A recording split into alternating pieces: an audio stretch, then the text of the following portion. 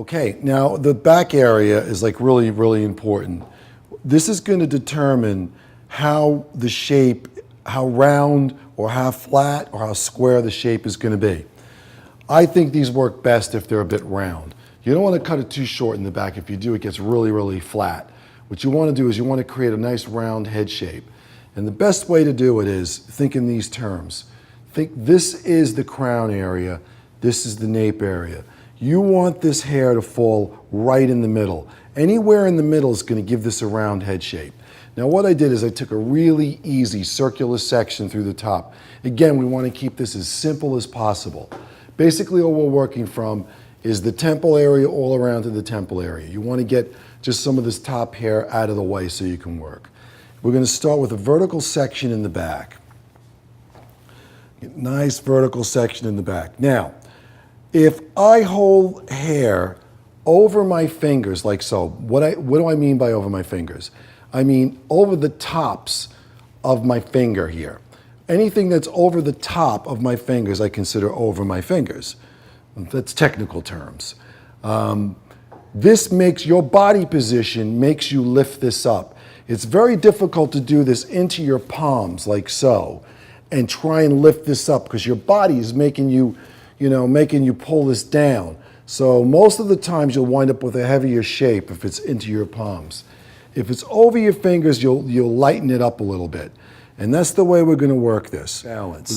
So the first thing we're going to do is we're going to figure out where is this hair going to fall. So we want this top hair here, this top hair, to fall anywhere in the center. We don't want it to fall too short and we don't want it to be too long. So the first thing I'm going to do is I'm going to measure. So I'm going to take my section over my fingers and I'm going to lift it over my fingers and I'm just going to start my cut.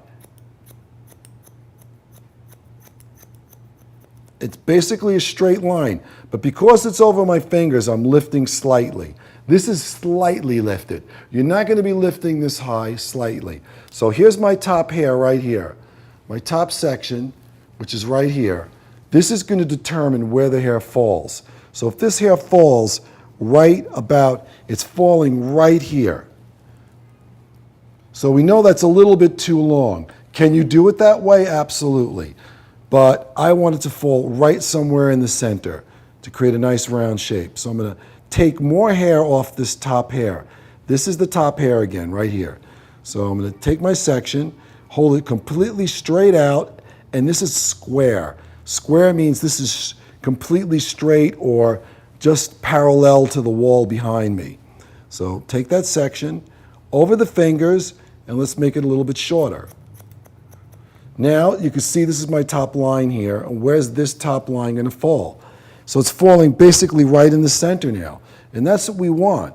That's how you gauge your length, by where it's going to fall. So that's my first section.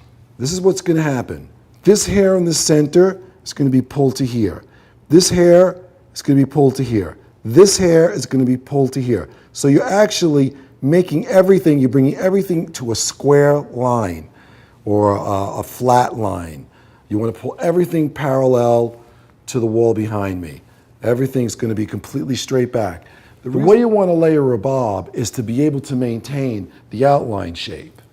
So this will help you maintain the outline shape because you're going to be creating over-directed layers that will be from the back of the head and they'll move forward.